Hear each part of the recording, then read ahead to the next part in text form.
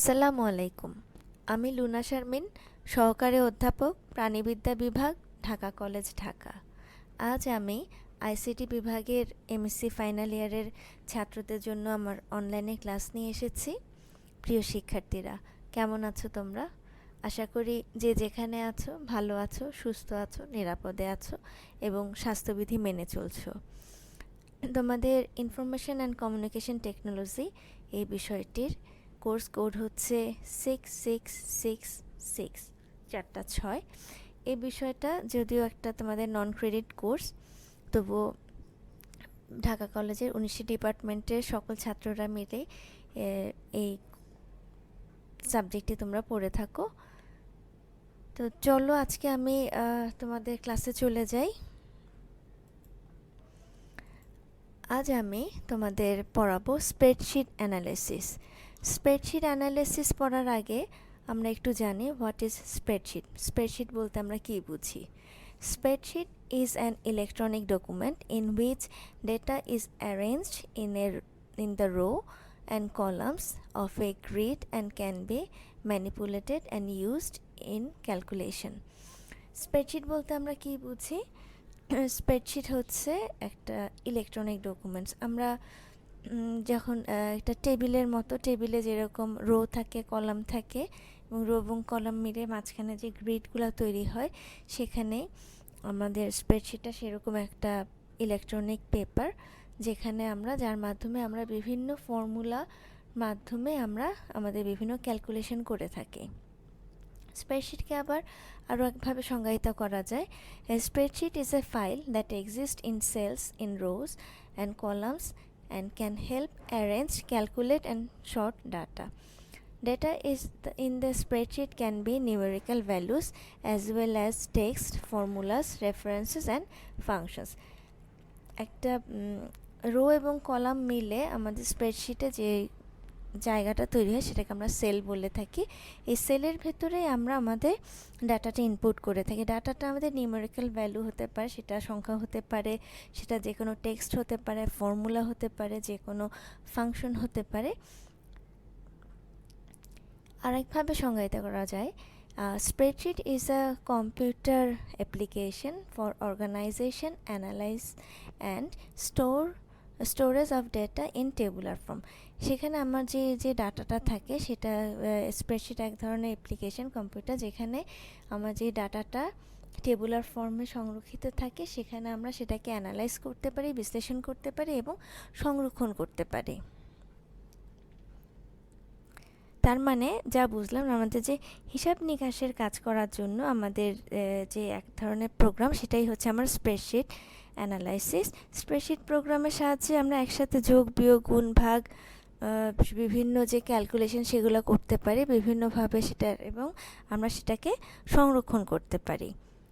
মানে এবং এখানে আরেকটা যে বৈশিষ্ট্য, যে কোনো একটি সংখ্যার পরিবর্তন করলে সেই সংখ্যার সাথে সম্পর্কযুক্ত যে যত হিসাব নিকাশ থাকে সেটা অটোমেটিকই পরিবর্তিত হয়ে যায়।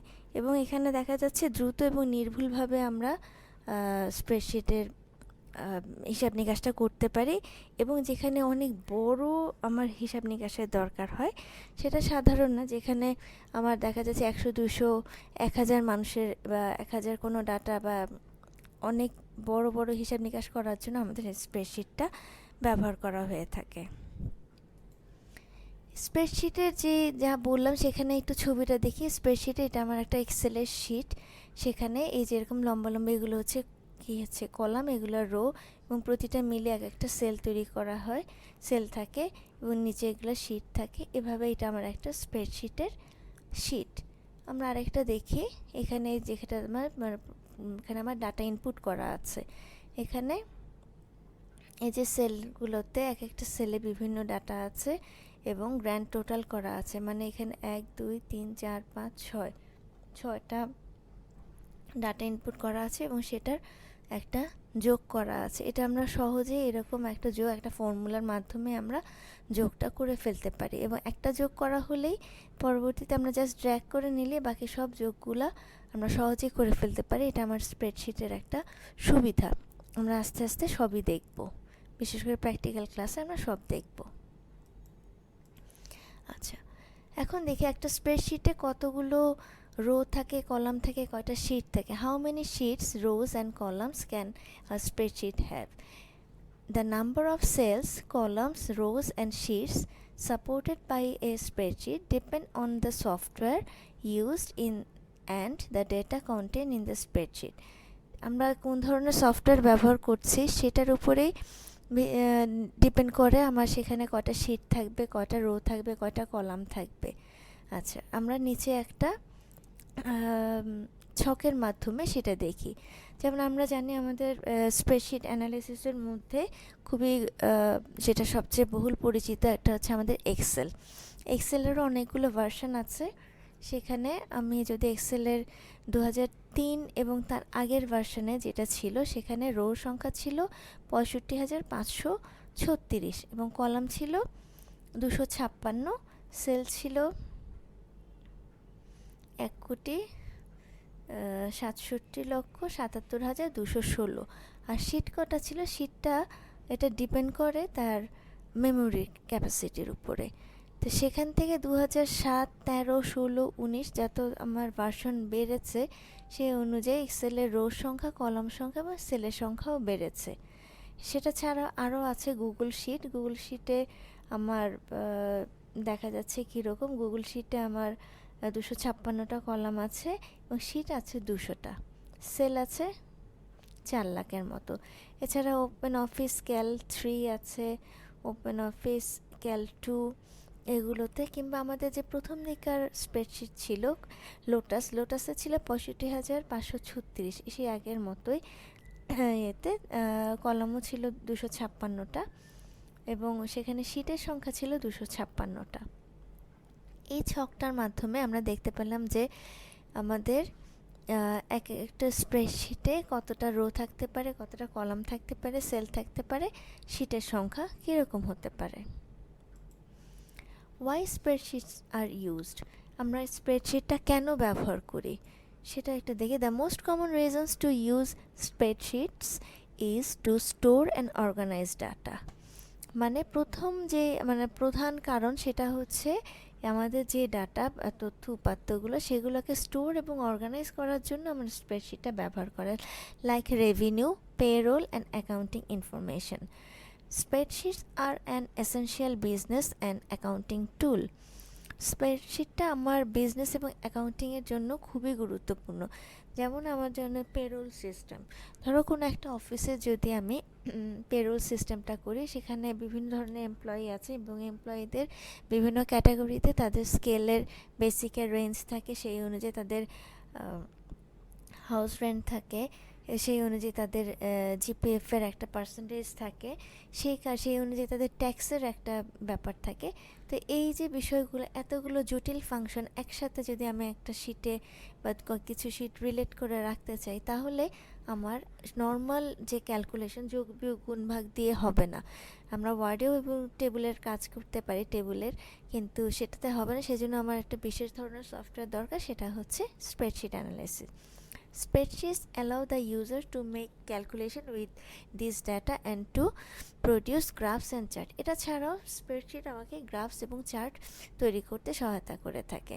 যার মানে কি হচ্ছে, আমি সহজেই আমার যে ডাটা অ্যানালাইসিস করলে আমি একটা গ্রাফের মাধ্যমে বা চার্টের মাধ্যমে সহজেই সেই জিনিসটা আমরা বুঝতে পারি। Some uses of spreadsheet একটা দেখি আমাদের ফিনান্সে আমি একটু আগেই বলছি, ফিনান্সে আমাদের এটা খুবই গুরুত্ব। Spreadsheets are ideal for financial data such as your checking accounts information, budgets, taxes, transactions, billing, invoice, receipts, forecast and any payment system. যেমন আমাদের ফিনান্সের যে বললাম, যে আমি যে স্যালারি সিস্টেমের কথাটা বললাম, সেই স্যালারি সিস্টেমে বিভিন্ন স্কেলের, বিভিন্ন গ্রেডের যেই যারা বেসিকটা থাকে, সেই বেসিক অনুযায়ী বাকি যে ক্যালকুলেশনগুলো সেটা আমরা সহজভাবে করতে পারি। সেটা আমার ট্যাক্সের ক্ষেত্রেও হতে পারে, আমাদের বাজেট তৈরির ক্ষেত্রেও হতে পারে, যে কোনো বিলিংয়ে ক্ষেত্রেও হতে পারে জিনিসগুলা। দ্বিতীয় হচ্ছে ফর্মস। আমরা বিভিন্ন ধরনের ফর্মস ব্যবহার করে থাকি, যেমন আমাদের ধরো একটা পেশেন্টের ইনফরমেশন বা কোনো একটা সার্ভের জন্য আমরা শিট তৈরি করতে পারি, কুইজের জন্য শিট তৈরি করতে পারি। সেগুলোতে আমাদের এই এক্সেলের মাধ্যমে, স্প্রেডশিটের মাধ্যমে করলে সেটা আমাদের অনেক সহজভাবে আমরা করতে পারি। Form templates can be created to handle inventory, evaluations, performance reviews, quizzes, timesheets, patients information and survey. এছাড়া স্কুল এবং গ্রেডসে এটা খুবই গুরুত্বপূর্ণ একটা ভূমিকা রাখে, যেমন teachers can use স্প্রেডশিটস two track students, calculate grades and identifying relevant data such as high and low score, missing test and students who are struggling. আমার স্টুডেন্টের ক্ষেত্রে যেটা হতে পারে, আমাদের যে রেজাল্ট শিট তৈরি করতে এই স্প্রেডশিটটা খুবই কার্যকরী একটা সফটওয়্যার। কারণ এখানে আমি একটা স্টুডেন্টের বিভিন্ন সাবজেক্টের নাম্বার যেমন ক্যালকুলেট করতে পারি, বিভিন্ন টার্মের নাম্বারগুলো যোগ করে সেখান থেকে তার গ্রেড পয়েন্ট এবং গ্রেড লেটার দুটোই আমরা সুন্দরভাবে তৈরি করতে পারি। সেখান থেকে সে যদি কোনো টেস্ট না দিয়ে অ্যাবসেন্ট থাকে, সেখান থেকেও আমরা এই স্প্রেডশিটের মাধ্যমে অ্যানালাইসিস করতে পারি, যে হাই এবং লো স্কোরটাও আমরা এখান থেকে অ্যানালাইসিস করতে পারি। যার ফলে কি, যে একটা ছাত্রের বা স্টুডেন্টের একটা সামগ্রিক চিত্র আমরা অতি সহজে কিছু ফর্মুলা ব্যবহার করে স্প্রেডশিটের মাধ্যমে আমরা বুঝতে পারবো। এটা ছাড়া আরেকটা গুরুত্বপূর্ণ ইভেন্ট হচ্ছে স্পোর্টস। এটা আমরা সবাই জানি, বিশেষ করে আমরা যখন বিশ্বকাপ খেলা দেখি, ক্রিকেট খেলা দেখি, তখন কি হয়, ক্রিকেট খেলাতে দেখতে পাচ্ছি যে আমাদের ওখানে গ্রাফিক্যাল রিপ্রেজেন্টেশনটা, মানে বোলিংয়ের রেট কত, রান রেট কত, কিভাবে যাচ্ছে, কোন প্লেয়ার থেকে কার সাথে কার তুলনাগুলো কী হচ্ছে, এক একটা টিমের সাথে আরেকটা টিমের এই বোলিংয়ের ওভারে কী পার্থক্য হচ্ছে, ওভারে কতটা রান রেটের পার্থক্য কীরকম হচ্ছে, আর মানে কত বলে কত রান করতে হতে পারে, সেরকম যে একটা গ্রাফিক্যাল রিপ্রেজেন্টেশন আমরা এই স্পোর্টসে এখানে খুব ভালোভাবে দেখতে পারি। Spreadsheet can keep track of your favourite player status and stats on the whole team. With the collected data, you can also find average, high scores and statistical data. আমি যেটা বললাম সেটা আমাদের আর ব্যাখ্যা করতে হবে না, আমরা দেখতে পাবো। এখন আমাদের এই স্প্রেডশিট অ্যানালাইসিসের জন্য, এখানে বোঝার জন্য, যদিও আমাদের আজকে পড়া এক্সেল, এটা যদি আমাদের কিছু টার্মিনোলজি ইউজ হয় সেটা একটু দেখতে হবে। আমি এই টার্মিনোলজিগুলো একটু সহজে তাড়াতাড়ি পড়ে যাব। যেমন হচ্ছে workbook is a collection of worksheet that are save together in one file. ওয়ার্কবুকটা কি, আমাদের একটা খাতায় যেরকম পেজ থাকে, অনেকগুলো পাতা নিয়ে একটা খাতা হয়ে থাকে, সেরকম আমাদের ওয়ার্কবুকটা হচ্ছে এক একটা স্প্রেডশিটের মধ্যে এক একটা পাতা, ঠিক আছে? আচ্ছা, individual worksheet can be given description names and you can switch from one worksheet to another by using the sheet tab that appears beneath the worksheet grid. আমরা পরে ছবিটায় ওয়ার্কবুকটা কোথায় এটা দেখা যায় সেটা দেখব। তারপরে হচ্ছে ওয়ার্কশিট। ওয়ার্কবুকটা হচ্ছে টোটাল আমার বইটা, যেটা অনেকগুলা ওয়ার্কশিটের সমষ্টি মিলে, সেটাই হচ্ছে আমার ওয়ার্কবুক। আর ওয়ার্কশিটটা হচ্ছে বইয়ের পাতাটার মতো। Worksheet is the grid of columns and rose that that information is inputted into. আচ্ছা, in many spreadsheet applications such as Microsoft Excel, one file called a workbook can contain several worksheets. একটা যে বললাম, আমাদের যেমন Microsoft এক্সেলে আমাদের অনেকগুলো একটা ওয়ার্কবুকের মধ্যে অনেকগুলো ওয়ার্কশিট থাকে। Grid line are the horizontal and vertical lines on the screen that separate cells in a spreadsheet. Grid linesটা কি, যে আমাদের সেল এবং কলামগুলো মিলে যে একদম গ্রিডেড লাইন তৈরি করে থাকে। Grid lines typically do not print unless the option is set in the layout option of the spreadsheet. এই গ্রিড লাইনটা যদিও থাকে আমার কাজ করার সময় আমরা দেখতে পারি, কিন্তু আমি যখন প্রিন্ট করব তখন সেই জায়গাটা যদি আমি সিলেক্ট করে দিই তাহলেই সেটা প্রিন্ট করা যাবে। কলামটা তো আমরা জানি, columns are vertically on spreadsheet screen. Column যেটা আমাদের ভার্টিক্যালি যে লম্বা লম্বা আমাদের যেই অংশগুলো থাকে সেটাই হচ্ছে আমাদের columns. And Excel spreadsheets contain 16,384 XFD columns that are labeled with the letters of the alphabet. When the columns level reaches letter Z, they continue with A, B, A, C থেকে AZ and then BA, BB থেকে BZ etc. আমাদের যেটা হচ্ছে, এবং কলামগুলো আমরা জানি কলামের header থাকে অ্যালফাবেটিক্যালি ABCD করে আমাদের এই কলামগুলোর হেডার থাকে। এবার আসছে rows runs horizontally on the spreadsheet screen, যেটা আমাদের হরাইজন্টালি যেইগুলো লম্বালম্বি দাগগুলো থাকে, যে ঘরগুলো থাকে, সেটাই হচ্ছে আমার rho. Excel spreadsheet contain 10,48,576 rows in which the label numerically, এবং রোজগুলো আমার 1 2 3 4 করে নিউমেরিক্যালি নাম্বারিং করা থাকে। এরপর আসছে সেল। রো এবং সেল মিলে যে ঘরটা তৈরি হচ্ছে, রো এবং কলাম মিলে যে ঘরটা তৈরি হচ্ছে, একটা রেক্ট্যাঙ্গুলার ঘর তৈরি হয়, সেই ঘরটাকে আমরা সেল বলে থাকি। A cell is a rectangular area formed by the intersection of columns and a row.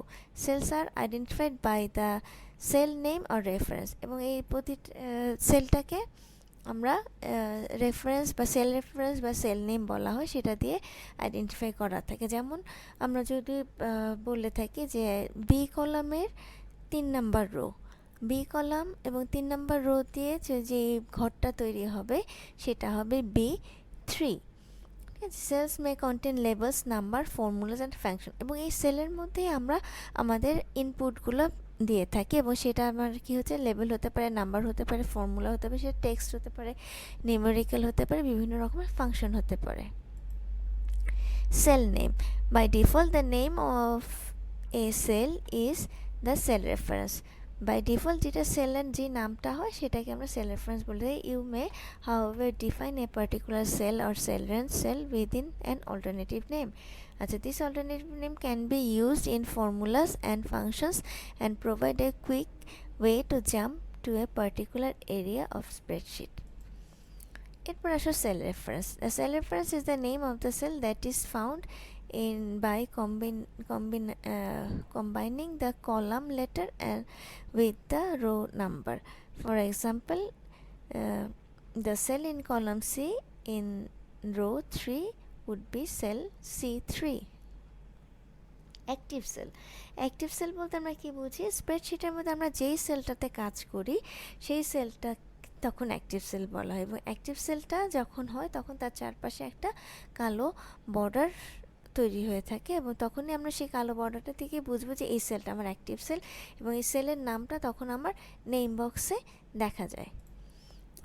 Data refers to the type of information that can be stored in the cell of a spreadsheet. Spreadsheet data types include values, number, label, formulas and function.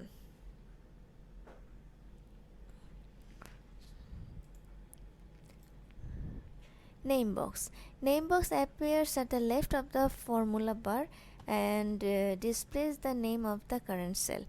Name বক্সটা কি বলেছি, যেটাতে আমার সেলের নাম্বারটা দেখা যায় এবং সেটা আমাদের ফর্মুলা বারের বাম পাশে থাকে। Formula is a spreadsheet data type that is calculated a result and display in the active cell. ফর্মুলাটা হচ্ছে আমাদের যে ক্যালকুলেশনের জন্য যে ফর্মুলাটা আমরা অ্যাক্টিভ সেলে ইনপুট করি সেটা। A formula is written using a cell reference and must be begin with an equal sign to distinguish it from a label. For an example, a formula would be, আমাদের formula লেখার সময় যেটা সবসময় মনে রাখতে হবে, ছোট ছোট যদি সেলের কোনো ধরো আমরা যোগ করতে পারি তখন দেখা যাবে ABC যোগ করে দিলেই আমি হাতে হাতে বা মুখে মুখে ক্যালকুলেশন করে লিখতে পারি, কিন্তু ফর্মুলা লেখার সময় অবশ্যই আমাকে ইকুয়াল সাইনটা দিতে হবে, ইকুয়াল সাইন দিয়ে আমার ফর্মুলাটা শুরু করতে হবে।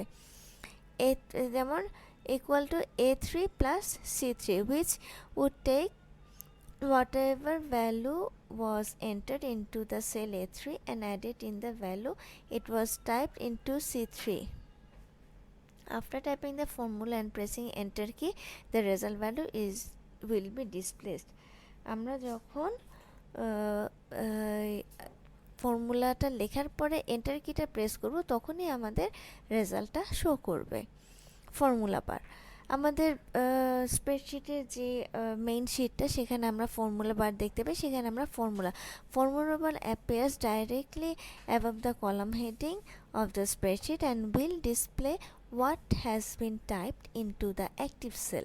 আমরা অ্যাক্টিভ সেলে যেটাই লিখে থাকবো সেটা আমার ফর্মুলা বারে দেখিয়ে থাকে এবং এই সব ফর্মুলা বারে যেমন আমি একটু আগে যে ফর্মুলাটার কথা বলেছিলাম যে দিলাম যে ইকুয়াল সাইন দেওয়ার পর a3 প্লাস c3, এটা যখন আমি অ্যাক্টিভ সেলে লিখবো তখন সেটা আমার ফর্মুলা বারে শো করবে। Functions are built-in formulas excuse me that are used to enter either commonly used or very complex formulas. Like formulas, function begins with an equal sign and use cell reference in their format. One commonly used function is the sum function, which will add up the value in the range. The function ফাংশনটা কি? Function কি হচ্ছে আমাদের কিছু built in formula আছে যেটা দ্বারা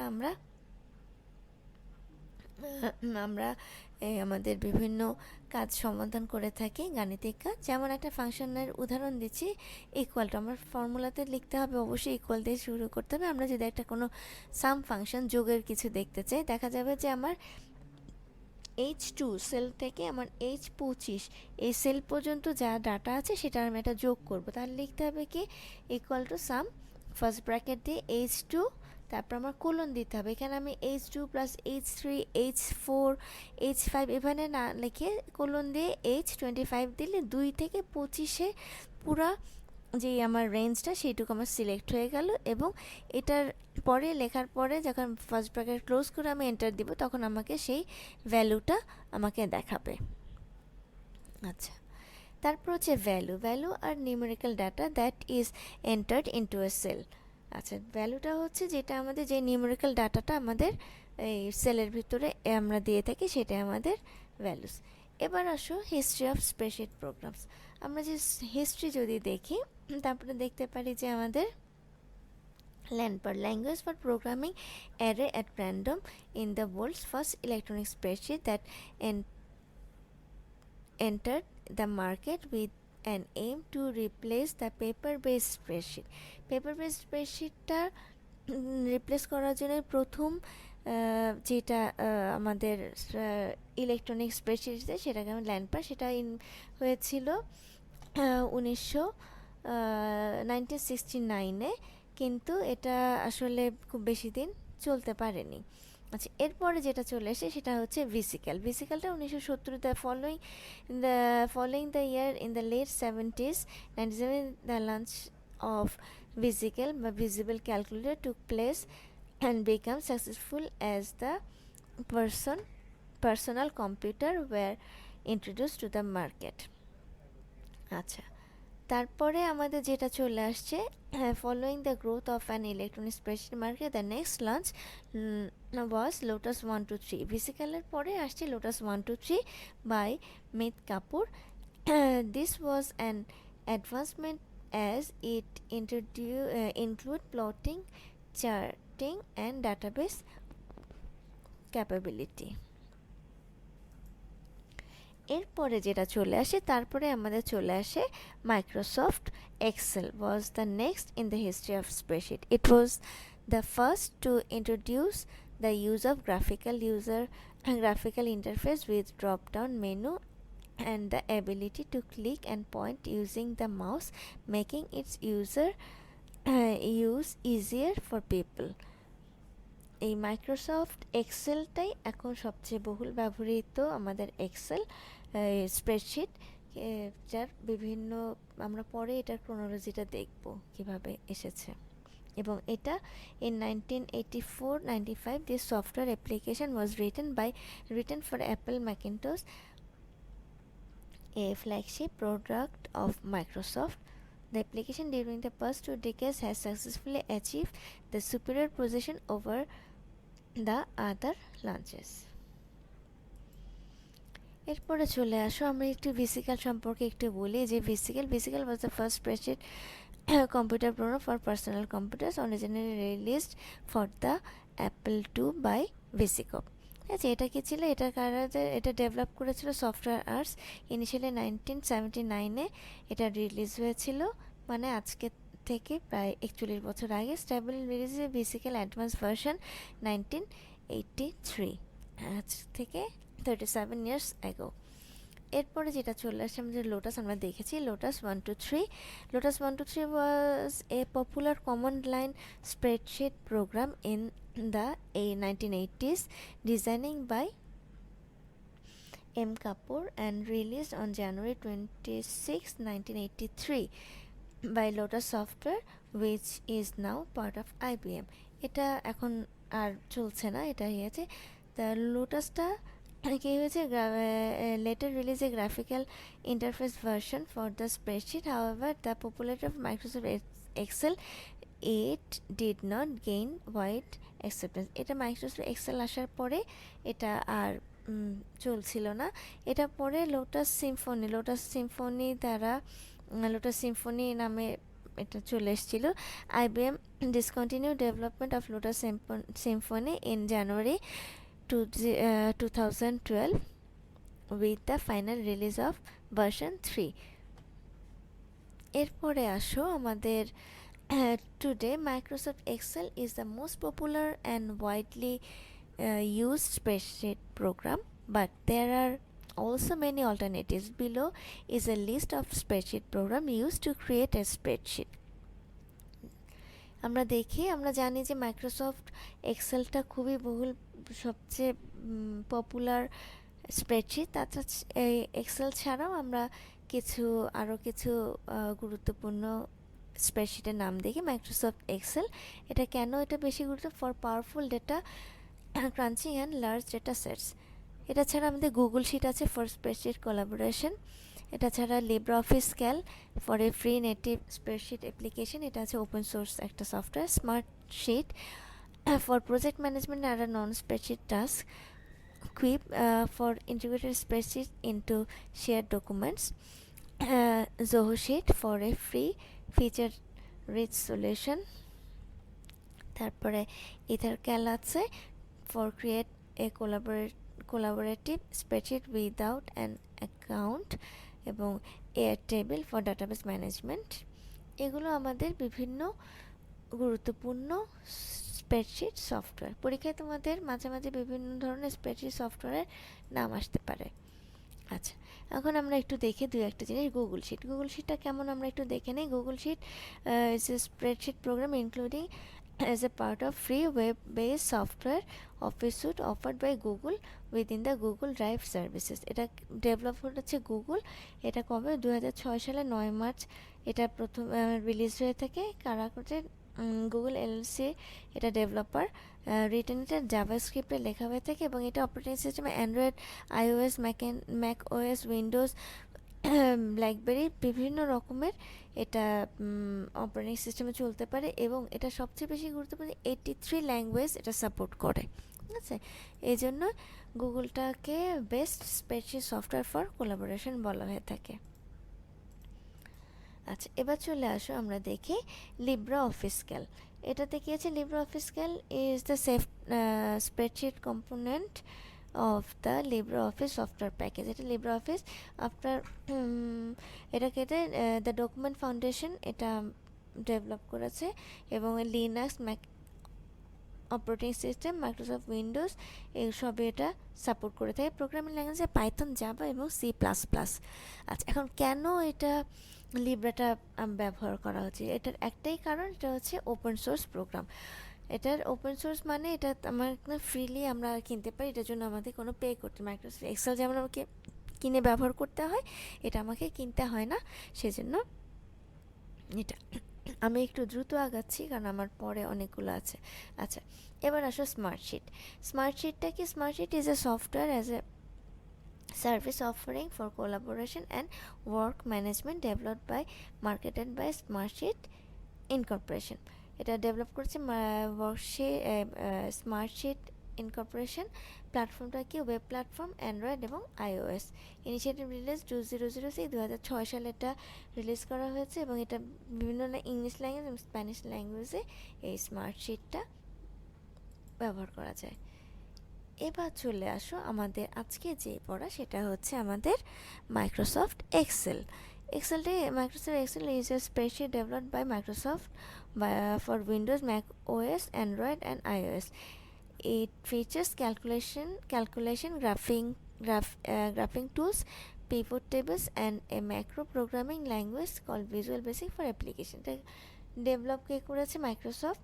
operating system Windows আছে, iOS আছে, অ্যান্ড্রয়েড, ম্যাক ওএস সবই এই অপারেটিং সিস্টেমে চলতে পারে। রিটার্ন হচ্ছে সি প্লাস প্লাস এই ভাষাতে এটা লেখা হয়েছে। এখন আমি মাইক্রোসফট এক্সেলের কিছু ফিচার বলছি। Microsoft Excel has the basic features of all spreadsheets, মানে স্প্রেডশিটে যা যা বৈশিষ্ট্য, সেখানে গ্রিড, সেল থাকবে, রো থাকবে, কলাম থাকবে এবং ম্যাথমেটিক্যাল অপারেশনের জন্য যা যা দরকার সবই সেটা আমার হিসাব নিকাশের জন্য যেটা দরকার, কলাম এবং সারি ভিত্তিক সবই এটা আছে। এই সারির সাথে কলামের সম্পর্কটা সুনির্দিষ্ট এবং এটা কি হচ্ছে, এটা আমার এটাকে it has a battery of supplied functions to answer statistical engineering and financial needs. আমার যে কোনো statistical engineering এবং financial যে কোনো ধরনের আমার কোয়ারি থাকুক সেই সবগুলোরই একটা সে সমাধান দিতে পারে।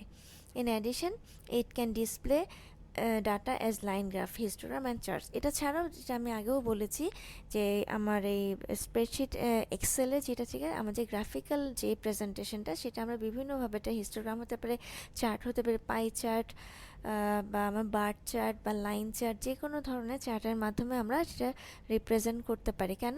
আমরা একটা যে কোনো ডাটা একটা গ্রাফিক্যাল প্রেজেন্টেশন হলে আমরা খুব সহজে, যেমন আমরা যদি বাজেটে দেখি, বাজেটে দেখা যাচ্ছে যে আমি যদি একটা পাই চার্টের কথা বলি, তাহলে দেখা যাচ্ছে গোলের ভেতরে আমরা সেই পাই চার্টটা দেখতে পাচ্ছি যে কত পার্সেন্ট শিক্ষা খাতে, কত পার্সেন্ট প্রতিরক্ষা খাতে, কত পার্সেন্ট কৃষি খাতে, কত পার্সেন্ট স্বাস্থ্য খাতে, আমাদের কোন কোন প্রতিরক্ষা খাতে কত পার্সেন্ট, সেটা আমরা খুব সহজে একটা চার্টের মাধ্যমে দেখতে পারি।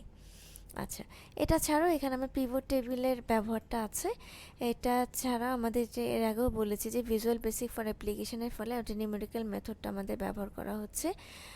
আর বাকি জিনিসগুলো আমি আর পড়ছি না, সেখানে আমি একটু স্কিপ করে যাচ্ছি, তোমরা একটু পড়ে নেবে, ঠিক আছে? আচ্ছা,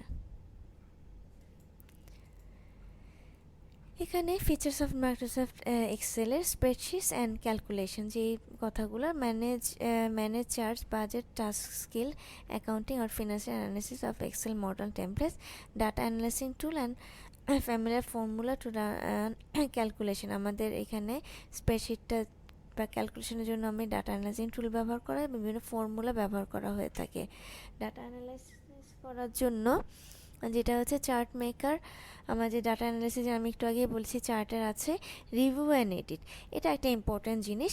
review your Excel files from any device, এবং আমি এটা এনি ডিভাইস এবং যে কোনো জায়গা থেকে, যে কোনো ডিভাইস থেকে আমি রিভিউ এবং এডিট করতে পারি। এবং এখানে একটা জিনিস যেটা হচ্ছে, আমি একটা জায়গায় edit document, chart and data or update your task list from anywhere. Data analysis features like sort and filter columns, এটা হচ্ছে create spreadsheet, duplicate, hide and unhide easily। এখানে দেখা যাচ্ছে আমি যে কোনো ডিভাইস থেকে আমি এটা এবং যে কোনো জায়গা থেকে এটা আমি করতে পারি, এবং একটা সেলে যদি ডাটা চেঞ্জ করি তাহলে আমার পুরো ডাটাটা অটোমেটিক চেঞ্জ হয়ে যাচ্ছে, আমাকে বারবার সেটা করতে হচ্ছে না। Collaborate and work anywhere. Share files and chat with a few taps to quick invite others to edit, view and leave comments.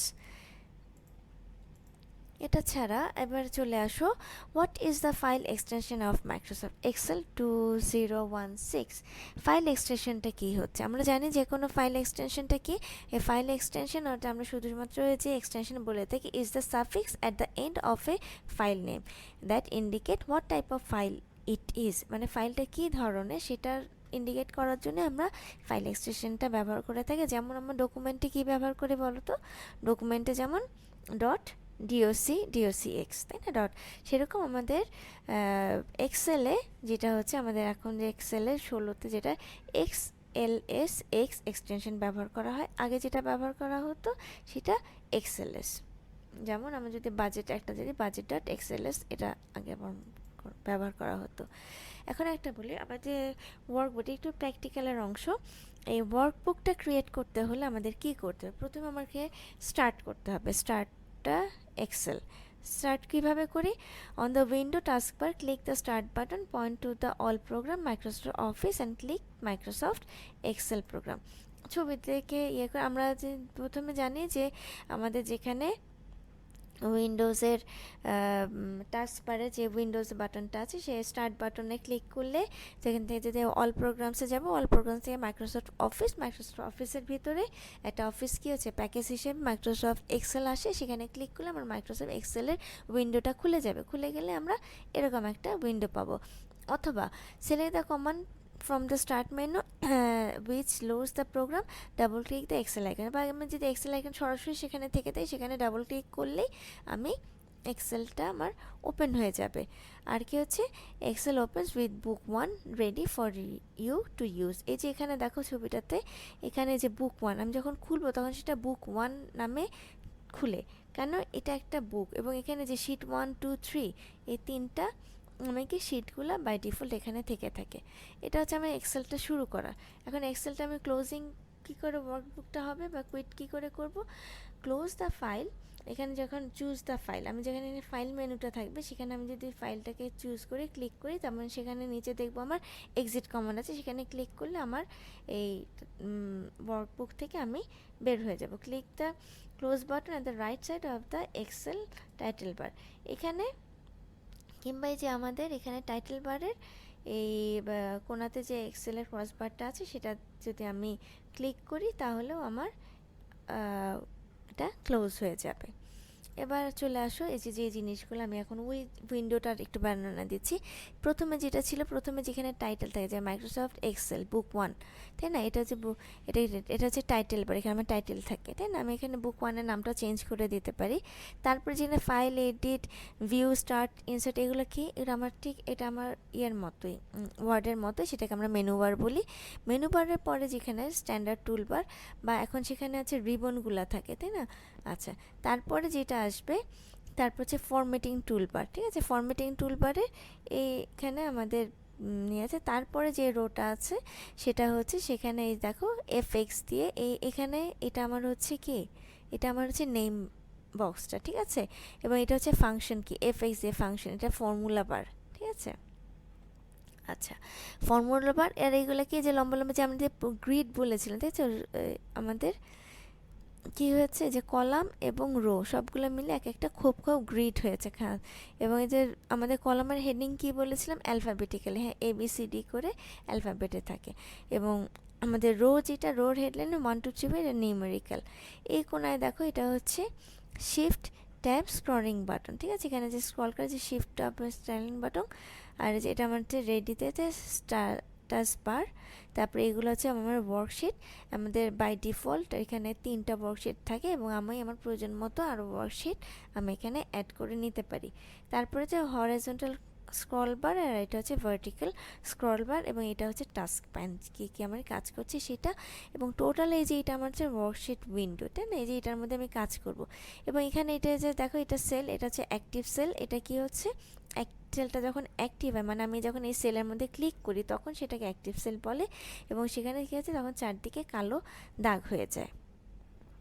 আচ্ছা, চলে আসি পরবর্তীতে, how to get the last row of worksheet. আমি যে ওয়ার্কশিট দেখলাম সে এখন আমি কোথায় যাব, press and hold the down the control key and press the down arrow key. আমি যেখানে আমি যে ধরো একদম লাস্ট রোতে যেতে চাই, তাহলে কি করতে হবে, কন্ট্রোল কি চেপে আমি যদি ডাউন অ্যারোকে চাপি তাহলে আমি একদম শিটের আমি দেখো লাস্ট রোতে চলে যাব। আচ্ছা, সেরকম আমি যদি লাস্ট কলামে যেতে চাই, how to get the last column of A worksheet, press and hold down the control কি। আমি কন্ট্রোল কিটা চেপে যদি আমি রাইট অ্যারোটা দিই, প্রেস করি, তাহলে আমি একদম লাস্ট কলামে চলে যাব। আচ্ছা, how many sheets are there in Excel workbook. সেগুলো ওয়ার্কবুক আমি একটু আগে বলছি, এক্সেল ওয়ার্কবুকে কয়টা শিট থেকে, সাধারণত বাই ডিফল্ট শিট 1 2 3 তিনটা শিট থেকে থাকে। আচ্ছা, তারপরে আমরা দেখি how many characters can fit into a single cell. একটা সিঙ্গেল সেলে আমার কয়টা ক্যারেক্টার আমি দিতে পারবো। The total number of character of a single cell content কত, 32,767টি আমরা দিতে পারি। আচ্ছা, এখন চলে আসো আমরা দেখি to select a single cell. একটা সিঙ্গেল সেল আমি কিভাবে সিলেক্ট করব। সিঙ্গেল সেল সিলেক্ট করার জন্য আমার জাস্ট একটা সেলের মধ্যে ক্লিক করলে সেটাকে হয়ে যায়, অথবা হ্যাঁ এটা সিঙ্গেলে আমি যদি এই সেলটাতে ক্লিক করি তাহলে সেটা একটা অ্যাক্টিভ সেল হয়ে যাবে। এই সেলটা একটু আগেও বলেছি, সেটা অ্যাক্টিভ সেল হয়ে যাবে। এবং এখানে যে নেম বক্সটা, সেটা এখানে দেখো এই নেম বক্সে সেটার সেল নাম্বারটা, সেল অ্যাড্রেসটা শো করবে। এটা কি বি এবং রো হচ্ছে 3, এটা হচ্ছে B3 এই সেলটার নাম। আচ্ছা, এখন যদি আমি একসাথে অনেকগুলো সেল দিয়ে করতে, to select all cells of a worksheet, আমি যদি অল সেলটা দিই তাহলে কি হচ্ছে, সোজা ভাষায় কি হচ্ছে, একটা করতে পারি।